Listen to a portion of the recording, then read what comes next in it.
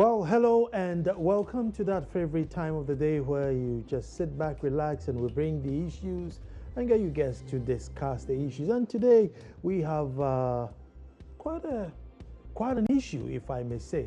And I'm sure if you've monitored the news, you've heard of PURC and all the saga and the simmering heat that's brewing under the pot of PURC. I have guests in the studio to tell us all that's happening, what should be done and what not should be done, because there seems to be two sides to every coin, and we're going to try and find both sides today. You don't want to move at all because this is quite intriguing. My name is Nanan Sakwal the Fourth, and also your favorite host. When I come back, I will introduce my guest. Don't move.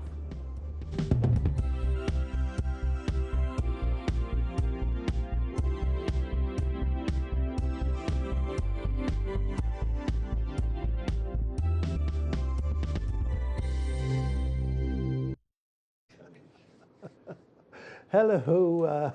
Well, we're discussing behind the scenes. Apparently, I have grown up in the last few years. Of course, I have. Peer as well. I have in the studio right next to me Alhaji Abubakari Jabaro, who's the chairperson of the PURC Staff Union. You're welcome. Thank you. Very good, very good. And I have Mr. Joe Winfield, Chairman, Public Interest Accountability Committee. Joe, you're welcome. Thank you so much. Very good, very good, very good. I'll start with Alhaji Abubakar. Alhaji, just, in summary, just brief us what's going on in PURC and what's causing the agitation. PURC, like we did, we mentioned that in several media platforms that it's a very sensitive organization that regulate commodities like electricity and water, and in some jurisdictions it happens to be national security issues. So we've been doing this since regulation since 1997, and we had a pioneering chairman that was Nana Dr. SKB Asante, who had promoted the commission to a respectable level, and when he left, we had Kwame Piedim, who also came to take over from that. Throughout this period, we had one executive secretary who was spearheading till 2012 when we had a change of leadership. And there have been a lot of issues that staff allude to, and the latest of it was an investigative report from Joy FM, which we as staff or union members did not want to be part of because of the sensitive nature of our operations and what we deal with. We don't want to sometimes settle our matter within the public airspace because people could read so many meetings to that. So we have, in a way, been relating with the office of the president, which we fall under, and specifically the chief of staff. And we did mention that we had management problems in the past, and the staff were not given some kind of hearing because we had attempted severally, and we couldn't get the opportunity. Management problems, give me two. In terms of the staff being victimized, in terms of technical staff not given the opportunity to operate freely, in terms of approvals given but not funds made available. When you say technical staff operating freely, aren't they supposed to operate within some confinement? How free do you want to be? Yeah, I believe every organization has people with various specialties. I find myself, though we are not discussing my operational capacity in PURC, I am in charge of the I work directly within the complaint sector, and anybody who makes complaints, I think that is, we follow the processes to make sure that it is resolved completely. There are other people who do the monitoring.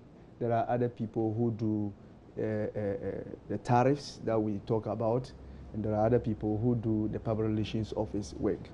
So if we talk about technical staff, We are talking about people not who have their core mandate covered as per the condition of service that were given to them and what is covered for them to do. So if you have your plan program for a year and at the end of the day there are no funds available for you to carry it out, at least you will be worried, because somebody who was active in the past from 1997, because some of them have been with the commission for almost 20 years now. I'm 10 years with the commission, over 10 years now. So if you were active and now you are not active, you will be worried, because upon all the training and expertise given to you, now you are not utilizing it to the maximum. So these were the issues that staff had, you know, and after when we had this union, when I was at least selected by them, I asked people to bring in their concerns. And when they brought the concerns, these were some of the issues that came out. And we needed an avenue to communicate it so that we could move forward as an organization. We could move forward to promote effective supply of electricity. And I know definitely there are a lot of people who are watching our operations. And sometimes we are happy that sometimes we are being criticized because they just want the best from us. And I can assure you that the staff that are there, if they are given the necessary space and they are given the freedom to apply the expertise and the training and the capacities that they have, you will have an excellent regulatory organization like PURC in Ghana. Joe. Yes. I hear one of those things that are so difficult to prove. It's like going downstairs and telling Kwesi Trim that, oh, Nana Sakwa bat his eyelid at me. I mean, whoever knew I bat my eyelid at you, and therefore I created a tension or I didn't create a tension. It's one of those things that it's very difficult to prove. Staff victimization, you know, you'd have to really show that this is how I was victimized. You know, a technical guy wants to operate freely. You know, how free do you want to operate? Turn up at 6, undo 10 bolts and close at 4. I'll leave it with you. Well, for an institution to be effective, the first and foremost, you have to ensure that you have the right people who will be able to make it so. That is why when we are even assessing an institution or a company, what we do is we say we are going to lift the veil. We go behind those who are really the powers that be. We look at the composition of the board, the backgrounds, and then we look at the chief executive and his or her right-hand persons, that is the executives. If they don't have the pedigree or the background to effectively carry out those mandates, then you know you're going to fail. I think he started by saying that they had, you know, Nana Dr.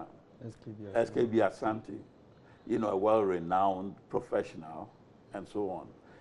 I'm not going to ask how he left. Maybe he left voluntarily because there were things that he wasn't familiar with. Then you had Kwampieni, whom I know very well. And I wasn't surprised when he threw in the towel and said, look, this is your job, take it. Because he doesn't need that job. And normally, the difficulty in staffing such institutions is that the capable ones do not need these jobs. So that is why you entrust the choice to maybe some experts who try to, you know, bring in these required persons. And when they come in, you know, because there will be strict rules and regulations and procedures documented, there will be staff regulations and the rest of it. So that, and you have an HR manager who has been well schooled and qualified to do that job, you know, and you have all the functional heads who are going to contribute to the attainment of the main objectives. So you don't have a victimization. Who is victimizing who? Because everyone knows the role they are supposed to play. you are not going to have all these, you know, sometimes it's like when it's a public institution, then it's like telling a story. For those of us coming out of the private sector, we find some of these intriguing. But then sometimes you trace them to, you know, the political. I keep on saying that the unfortunate part of our democracy, not all democracies, but of our democracy, is that it's winner takes all, and there's got to be repayment for supporters and so on. So as soon as you throw in the wrong person to head the institution as a reward for being a good supporter, you started the actual dismantling of the effectiveness of that institution. Because the one coming in is also not going to be able to identify the right executives and the right managers and so on and so forth. So I'm not surprised that you end up with all these complaints by staff, and I don't know the management there, but maybe they are okay with it. I heard on the radio about, you know, the finance saying I'm a professional. At the same time, I was taking instructions and so on and so forth. And then you ask yourself, where is the professionalism and where is the taking instruction part of it? How do you reconcile the two? You know, but it's a shame that we have a public sector which has these challenges all the time. And you know, when they say the engine of growth is the private sector, you know, if you don't have the main plant being in operation, then you are not going to be able to oil the private sector to do it, because those charged with operating that plant, which is going to be oiling the private sector, maybe are not the right ones. Joe, let me stay with you. My understanding with PURC, I see them, you know, negotiating between, you know, power suppliers and state, rather than power supply and me directly. So I don't know, but somehow we tend to think they are there for us. They seem to be there for the state and the companies rather than the individuals. And so many of the times, if you know, ECG turns your power off without telling you or anything, you know, no, they don't come in to do it. I don't really get the connection as a citizen in PURC. I don't know. You know, I kept on saying that, has the role of PURC been defined and documented and legalized also? Because from what goes on, as you were rightly saying, it looks as if either they've missed the turning or it's not been well defined, the roles. You're saying it's a regulator for utilities. And to me, the regulator is to ensure that there's quality of service and there is the appropriate charge covering the service, so that the consumer or customer is not shortchanged by way of inefficient service and also by way of, you know, unreasonable cost.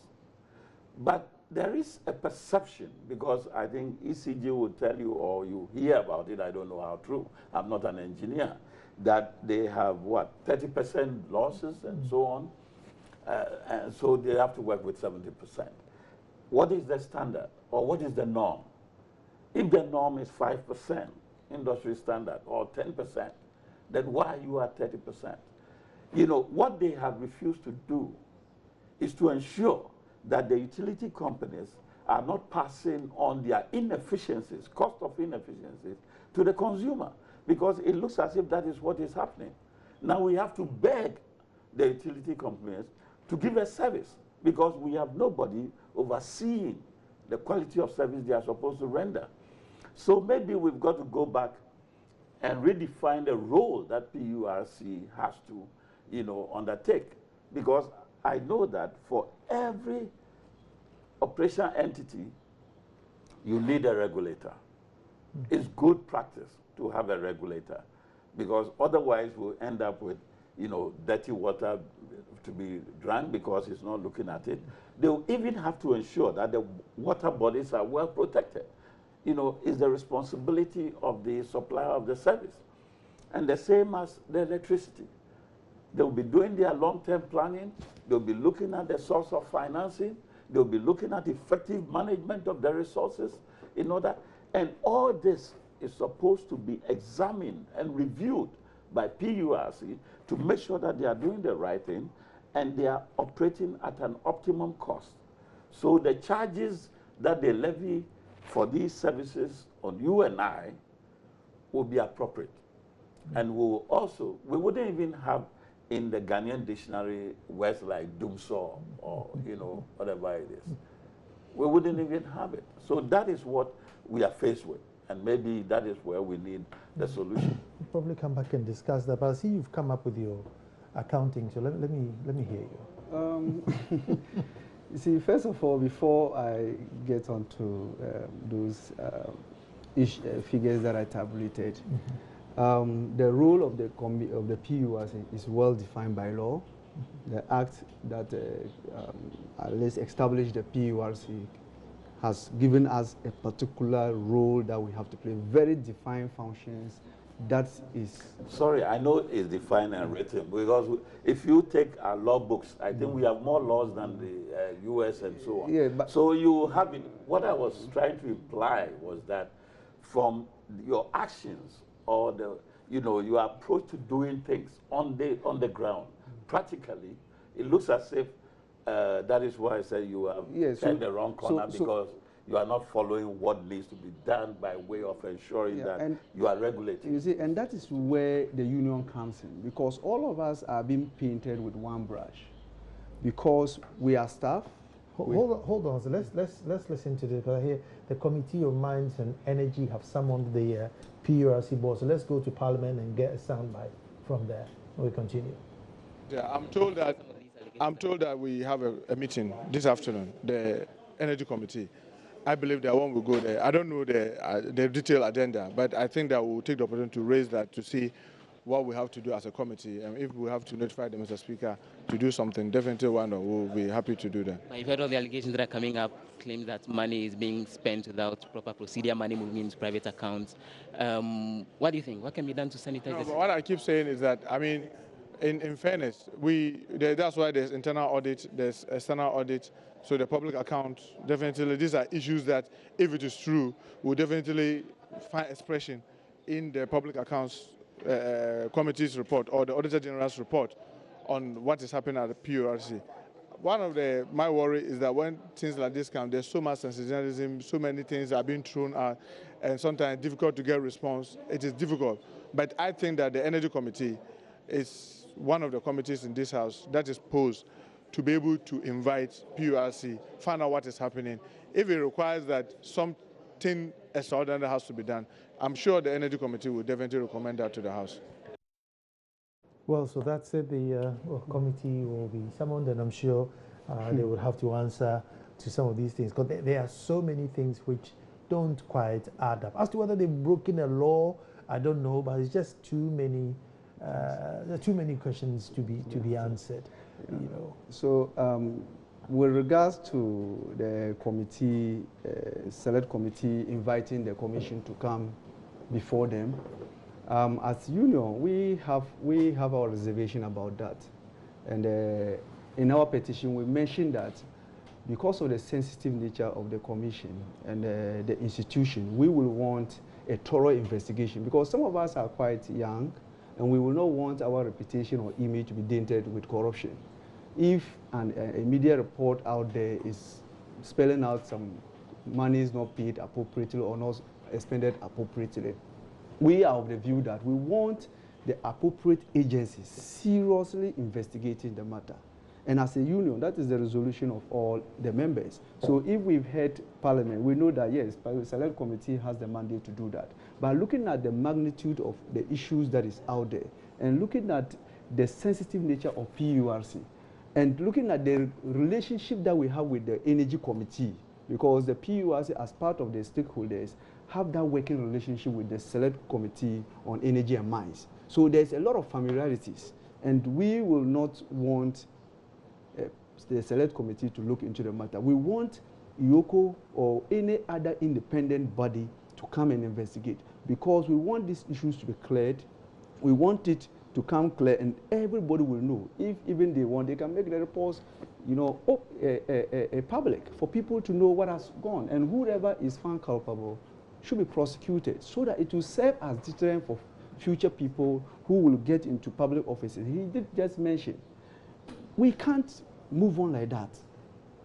We can't move on like that, thinking that a public organization is where you can just go and do whatever you want to do. Within the private sector, there are laid down rules and regulations. Public sector have more laid down rules and regulations. Before you get an approval for a memo or to expend even 10 Ghana cedis, the procedure that you have to go through is very cumbersome than even the private sector. So I am so surprised when I heard this issue coming from an investigative journalist, where physical cash were received by an institution, by somebody from an institution. And we think it should go to before the Select Committee on Mines and Energy before Parliament. This boils on some level of criminality. Even if it was taken, how was it expended? So for some of us, like I did mention in the intro, we don't want to prosecute our matter within the airspace. We have done what we were supposed to do with regards to the management style, which we were not happy with. With this corruption issue, I think it emanated from the media. We as union members didn't want to even to come in till the think tanks were communicating, making comments on it. And like I said, we were all painted with the same brush, you know, like PURC, they are corrupt to the extent that it has to be scrapped and all those things. There is a lot of things or interventions that are, like I said, I work under the complaint section. And each year, we save customers or individuals not less than 2 million Ghana cedis. Some things that customer would have been compelled or faced to pay. Out of our interventions, people's houses got burnt and those things. Out of our interventions, they got their houses back. And there are a lot of things. Like I said, it is not a forum, or I'm not the right person mandated to talk on PURC operations. Since when did the problem sort of start? From 2012, when we had the new executive secretary taking over. When he took over, then the whole scenario changed. And that's where we have a problem. Okay, let me go to the phone and speak to Kwete Nate, who did this story. Kwete, you're welcome. Hi, Kwete, can you hear me? I can hear you. Very good, very good, very good. My brother, you've, well, your expose, and we are sort of discussing it. How bad are things? Because you know we in the media, we want our story, and therefore we stretch it as much as possible. Have you, in your investigation, have you discovered anything illegal? Nana, what we discovered essentially are the facts, and I think they have a committee investigating the matter. The committee will be the best judge to establish whether there is a wrongdoing. But so far as what we found is concerned, there were some monies that was paid into the executive secretary's personal account, and according to the executive secretary, I had an interaction with him, and he explained to me that the monies were deposited into his account based on an advice he had from the head of finance. He claimed that they had bought a ticket for the head of finance to transport the money from Accra to Kumasi, but the head of finance thought it was risky, and he also had an exam to write, so he was comfortable that they deposit the money into the executive secretary's account. And according to the executive secretary, he had some connections at ADB, so he used his influence to get them to cash the money. The money was deposited on Friday evening, and through his links at ADB, he ensured that they got the money on Saturday.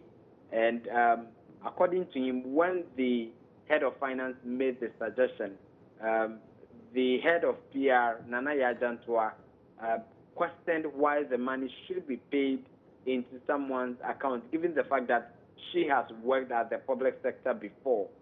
But the head of finance said he was okay with it since they are paying into the executive secretary's account. So that was how the whole scenario played out. But the executive secretary, does he not find anything wrong or with this arrangement? What he told me was that he didn't see anything wrong with it. For him, it would have been irregular if the money was paid into his account and he was using it for his personal benefit. But he gave out his account to be used as a conduit because there was an emergency and they thought that the convenient thing to do was that. So to quote him, he said, I didn't direct, and even that week, he was not here in Accra. He was in Kumasi, and he had given the approval. So the rest, what was left to be done was for the team to get the money to Kumasi. So what they do, according to him, they usually receive a request for a total amount for the activities to be performed. And then a director appends his signature, and then an approval is given.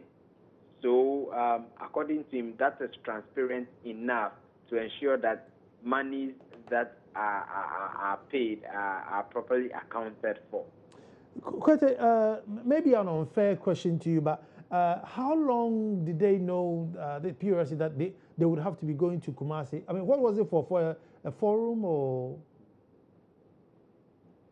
Could you, Nana, what the little I know is that usually these programs are planned for, but it gives a sense that they knew that there would be a program, so there is hindsight of what they intended doing. As to what delayed in the payment of these monies, I wouldn't be able to. Okay, good. Hold on, because I have the chairperson of PURC Staff Union here. I mean, what were they going to do in Kumasi? Or you had a forum? Yeah, they said it was a public hearing, stakeholder consultation. They were going to meet hotels and say woodworkers, carpenters, and in a particular hotel. It was a stakeholder consultation. What was it like? Some emergency, you want to work in the morning and then in the evening they had to go. I'm just trying to find out why it is that arrangements were not made ahead. You see, that is why some of us are calling in for a total investigation into this matter. Because if you look at the whole issue, monies were paid. People are concentrating on the payment of the money into an account, how it was expended, and whether proper returns were made with regards to tying off what was taken, like in the normal public sector. Whatever you take, you should make returns to suggest that I have used A, B, C, D. And if there is any balance, then you return it. Or if there is any shortfall, you ask for whatever is minus. So there are a lot of stories that are going, and like we said, it's an investigative issue.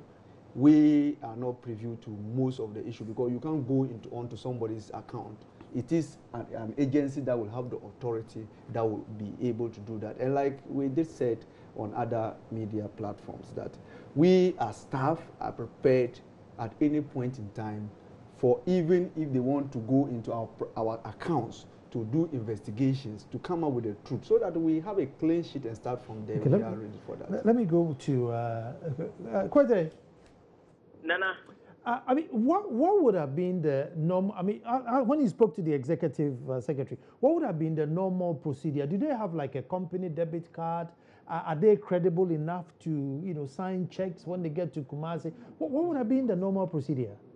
Okay, Nana. According to the executive secretary, he says there is a process. Mm-hmm. So usually, before a money is given out, you have to go through a payment voucher.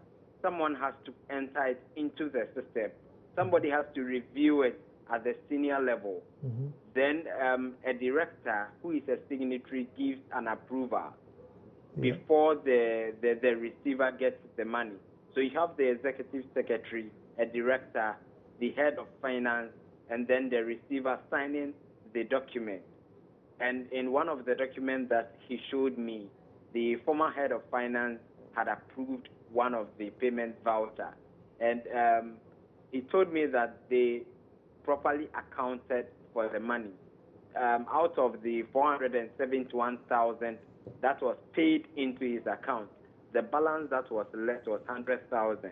And again, he issued a check for them to go and withdraw the cash from his account. 471,000.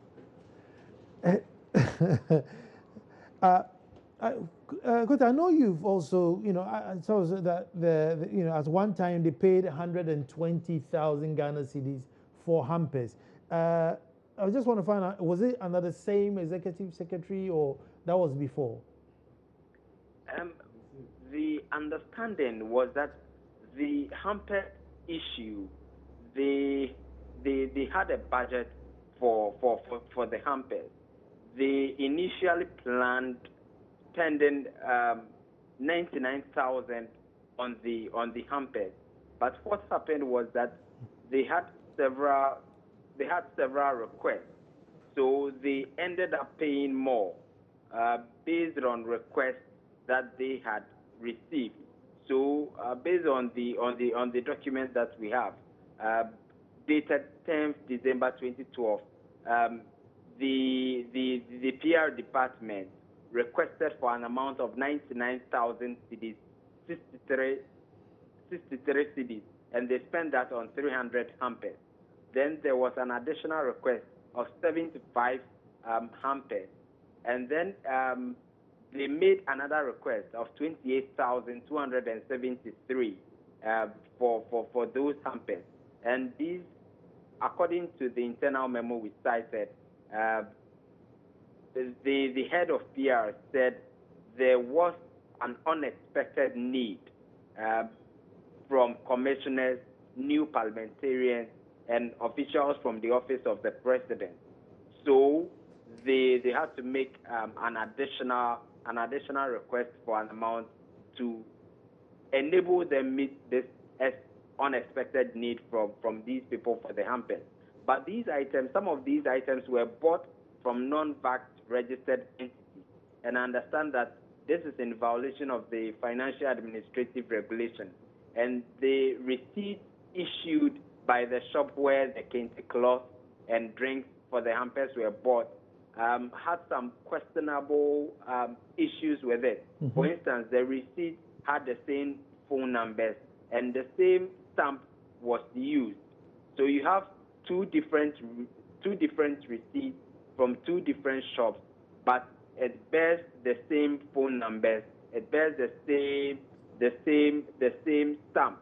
And the response that the management gave on that was that, for instance, the kente cloth could not be purchased from a VAT registered shop.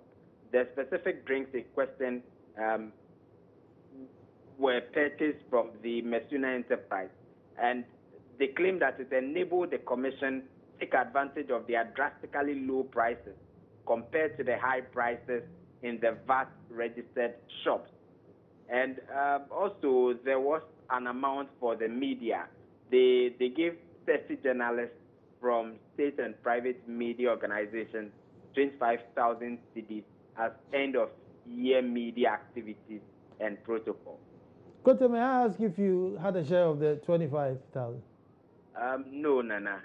Hey, why didn't they see us? I also didn't get some, Kote. I also didn't get some. Maybe we need to write to the PRC to get ours. Is there anything else to cover? Because some of these stories are just. Is there anything else you uncovered while you were fishing through? There was also another issue about the software. The understanding we got on that bit was that the PURC paid an amount of 400,000 for a software from a US-based firm without withholding tax. And by law, they have to withhold the tax? That is what the query from the auditors was. And according to the PURC, their response was that they wanted to finish paying the whole amount. That's the $608,000 before they pay the withholding tax. Kwete, well, Kwete, thank you very much for shedding light on the story for us. And I know it's an ongoing story, so I'll say well done, brother. Let me, before I come to you, let me go straight to Joe. Well, I'll leave you to comment. Well, you've heard what he said.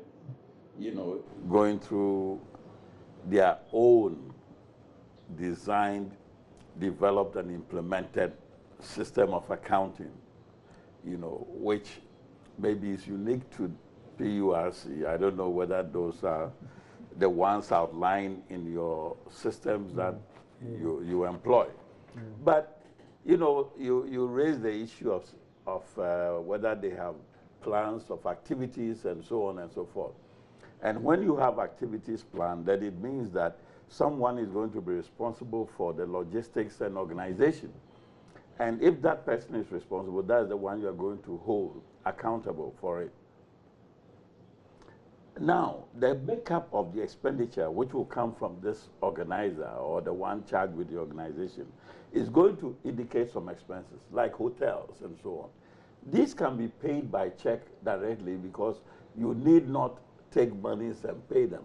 Let's assume it's even Golden Tulip or any of these responsible hotels. You arrange because, you're not going to carry, a whole suitcase of cash to go in and distribute.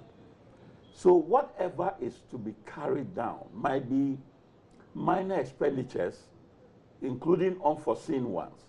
So let's even assume, in the meantime, I'm not accepting the fact that an organization like PURC will have the chief executive organizing, public forum. I mean, they don't have any staff. That the chief executive will devote his time to actually doing the field work and organizing it. That is out of the question. So even assuming that he wanted to test the way the job is done to ensure whether it's done properly, so he appointed himself the organizing official for that particular activity. A simple accounting process would have been to treat the monies given to the person as an advance. It's like interest. So here you are, 200,000 cash and given to you for which you sign. And before then, there will be all that estimations and so on, which would have received approvals and so on. And so that is given to you and is charged to your account. It's debited to your account because you are holding, it's not accounted for yet. When the person comes back, he's going to bring out all the receipts, he's going to bring out all the vouchers or whatever supports those expenditures, and that is not going to have one invoice which will have similar telephone numbers and so on and so forth. If you don't take care, the future bus receipt would have been used as photocopying receipt and so on and so forth. No, you go through and examine the supporting documents to make sure they relate to the activity that has been conducted, and that will be accepted before they will be charging those particular account items and crediting that one or the official who was giving that interest to clear it. If at the end of the period he has not been able to, or she has not been able to account for it, then it will be outstanding in the books as an advance to that particular employee. So there are methods, even if there were, an unforeseen, you know, activity that has to be done, and it's so much pressing that it's more pressing than the payment of our footballers with a plain load of cash.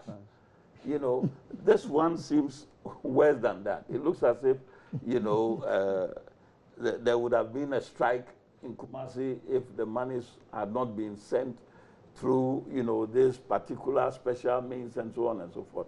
No, it's a wrong and non-proper, not good practice, best practice sort of accounting system. And it creates loopholes.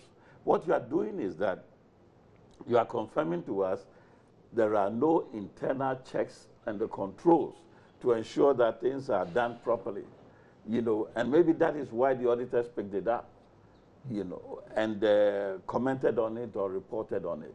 But as an add-on, I am personally disturbed by the way we do our accounting in the government circles, because you hear about a public accounts committee.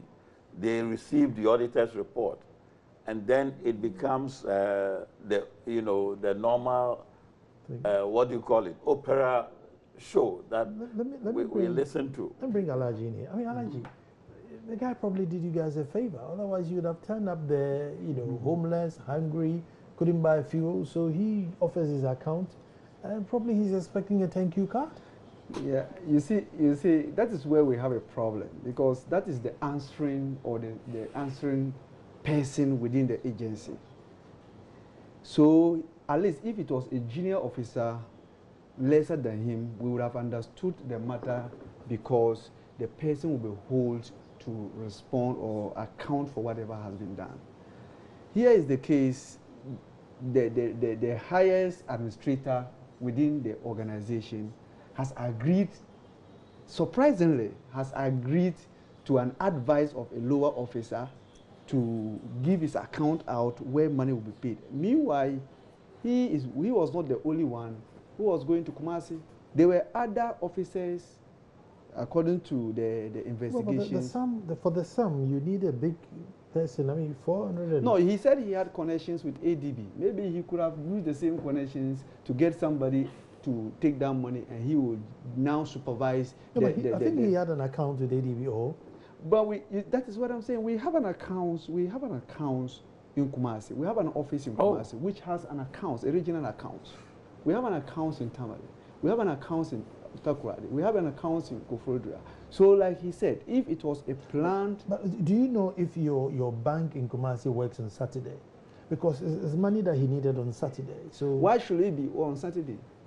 Did he cash it in on Saturday? Yes, according to the interviews. He cashed it on Saturday. Yeah, he cashed. Yeah, he paid it on Friday evening in Accra, and then cashed it Saturday morning. So why do you have to do it? For institution, it could have been also cash if they need that. You see, so sometimes, like he said, things have to be planned, and that is why for us, we are interested in this matter to be investigated by independent body. Look, the investigator did mention that there were hampers, there was an additional request as a result of new parliamentarians. Who were the new parliamentarians? We have that good relationship, working relationship with parliamentarians. We have that familiarity relationship with parliamentarians. So if they are now calling for an inquiry into it, how independent is it going to be when parliamentarians, as a result of parliamentarians, a new request was made? I thought these hampers were at one time Yes. discontinued.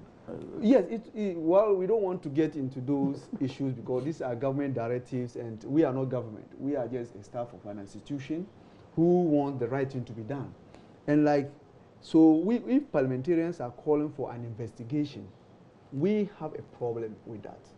Because they are cited in the investigative report as having received Alaji, let me come in. You see, with Hambes, what I understand is, let's say, multimedia, there are companies who constantly advertise with us. So at the end of the day, or at the end of the year, we go and say, thank you, Merry Christmas, because you bring us our business. But for PURC, you are in such a weird position. I don't know why you want to be thanking anybody. Yes, people like should a rather referee. thank us. People should rather thank us because we resolve complaints and we handle matters. So at least they should rather bring to us rather than we giving to them. Fine. Like I said, we don't want to go into these issues. If an extensive investigation is conducted, maybe we'll unearth how this additional request was made, who were the people who received it. They've mentioned some journalists. If the names of the journalists could be published, we know how much did each journalist receive. These are just the little of what transpired there.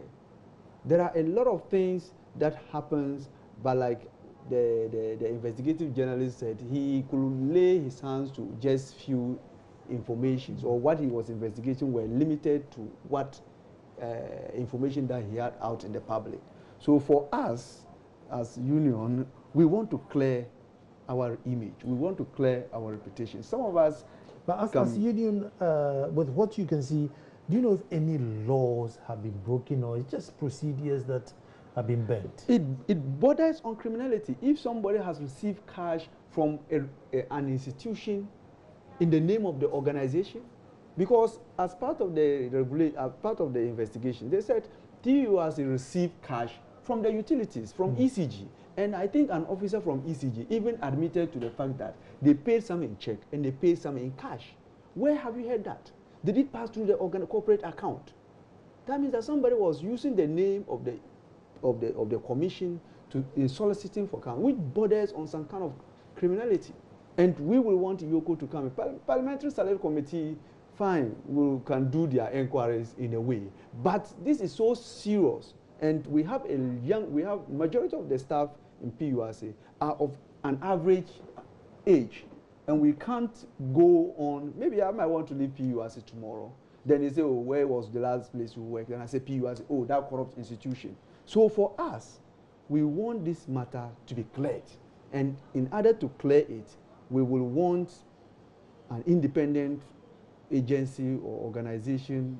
To us, preferably, we would have thought Yoko by tomorrow should have even descended and start taking on, investigating and finding out. If you said somebody gave 3 receipts with the same telephone number, they should come go and find out from the person. It could be that the person owns 2 shops.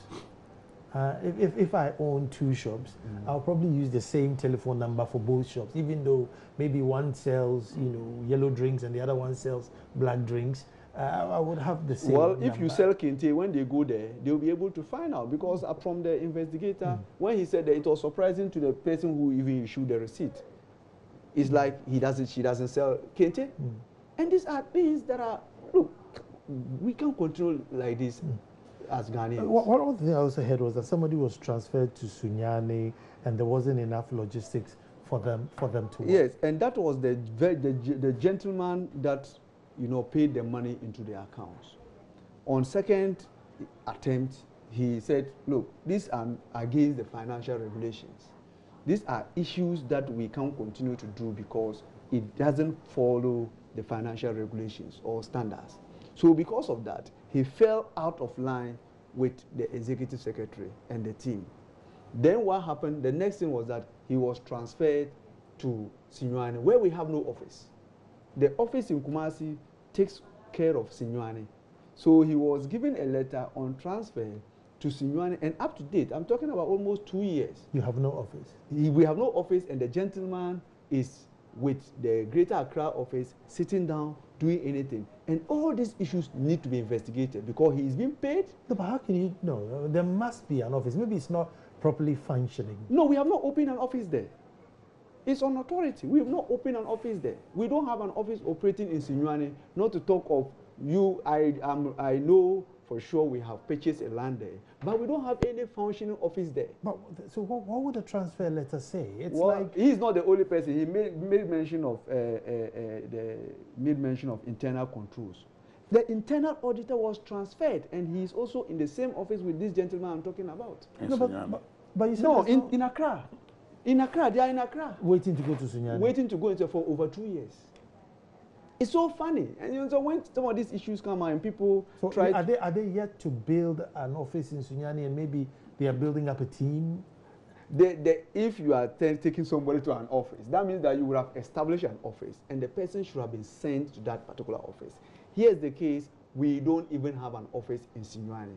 and the person was given a letter, and 2 years now, he's still in Accra here. Have you seen the letter?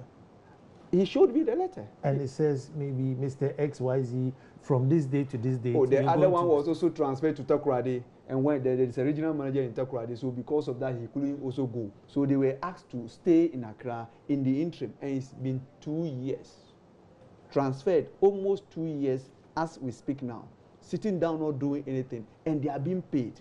The only thing they do is that they assist the Greater Accra office once a while when there are like mediation meetings or settlement meetings, just to get them engaged. And this is how the initiatives of the Greater Accra region that is getting them just occupied. These are things that are happening. And you know, when issues come out and people don't look at the main reason or the main cause of what is happening, and you jump into conclusion, it's rather unfortunate. Because the gentleman, and now everybody after this incident, the guy was interdicted, the guy later was suspended, and look, it was pathetic. Colleagues have to even come to his aid. And at the end of the day, do you think anybody will not go in line? Because you have made attempts to write petitions, we have written petitions to appropriate courtesies, you have made attempts to meet your chairman. I was just going to ask that. What procedure have you followed in terms of you not being happy? Yes, you see, the first thing is that you have to complain to the executive secretary. So if the executive secretary, the next point of call is to go and get to the chairman. There were attempts. But have you done that as a union? We wrote a letter to the chairman with regards to even some kind of activities that we wanted to do. The chairman said we should write to the executive secretary. When we wanted to meet the executive secretary, he said he was not prepared to meet us. He brought his his director of finance. We met him, and even just last week, or no, this week, we wanted to meet the executive secretary and management. But have you written to him? We've written. We have letters to that effect. We believe in all the time writing. And the chairman refused to even receive the letter. When you have your staff having concerns and they have written, addressed the letter, all he could tell me was that why should you address the issue to me? If I have a contention or I have a problem with you, why should I address the same concerns to you? I should escalate it. And that was the main reason why we had to now write to the chief of staff. Because we thought that nobody was prepared to listen to us. The chairman said we have an issue with the executive secretary. He doesn't even respect the staff. Chairman as the chairman of the board? The board. Okay. He refused to send a letter. The driver was there. He called me in the presence of other people and said, look, I'm not prepared to take the letter, so that is not what we should do. And all of a sudden, we heard that there was a fact-finding committee, which he didn't mention of. Some of the members some of the commissioners, the chairman was also mentioned in this. Did you write to the chairman as a person, or you wrote to the board through the chairman? We wrote to the chairman as the leader of the organization. No, then maybe that's why he didn't take it. I think you need to write to the board through the chairman. You see, because then you personalize it. No, that is what we are saying. We wrote to the chairman. We addressed it to the chairman, not Dr. Anna. We wrote to the chairman. Chairman of the board. Of the board. Chairman of the board. Yes, so it was addressed to the designation. So maybe if he was not even available, at least somebody should have been, in a way, designated to act on his behalf. Joe, I'll give you 1 minute. You've heard the lamentations. I give you, 1 minute. What's going wrong? Oh, I think most likely my, assumption would be that the place has been so politicized that even if the chief executive is not really delivering, maybe he knows that he will be untouchable because of maybe connections that he has. And as a result, he's taking the place as a personal fiefdom, which he can rule the way he likes. And maybe that is why, because now that the staff have all been, placed in their rightful places, none of them will have the guts to really challenge or take up anything, and that is why. If you go out of line, you are on your way to you're going to wait for the offices. That's right, for the office to be built, and so on. So it means that, you know, he mentioned it, that they are mostly young people with young families. The children are in school, and it means they will be jeopardizing the chances of, you know, taking care of their families if they want to be the brave ones, you know. Fortunately, they are not at my age where you can afford to say that to hell with, you know, what is going on. But, you know, you have a future ahead of you. So maybe that is what, and that extends to maybe the whole staff. So maybe it's good that it's being looked at, because it's not only the accounting fiasco that he's talking about. I think the whole institution needs to be looked at, because, to be honest, I believe that we need a regulator. Thank you a very good much. regulator, or an efficient one. So thank you very much. That was Mr. Joseph Winfield, Chairman, Public Interest and Accountability Committee, and also Alhaji Abubakar Jabaru, Chairperson of the PRC Staff Union. And I always give you this number, 024-366-2001. Well, the good news is they ruin a 10%.